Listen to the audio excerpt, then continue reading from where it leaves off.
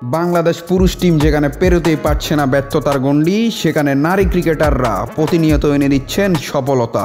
ঘরের মাঠে আয়ারল্যান্ড নারী দলের সাথে যেন ছেলে খেলায় মাতলেন বাংলার টাইগ্রেসরা। আয়ারল্যান্ডের বিপক্ষে সিরিজের প্রথম ম্যাচে বাংলাদেশ জিতেছে রেকর্ড করা 154 রানে।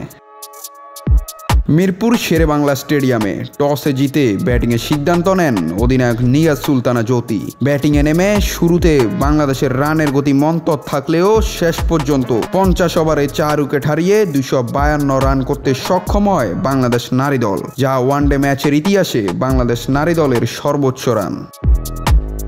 তবে ইতিহাস হাতছানি হয় শারমিন আক্তার সুক্তার। নার্ভাস 90 ভুগে 89 বলে 96 রান করে সাজঘরে ফিরেন তিনি।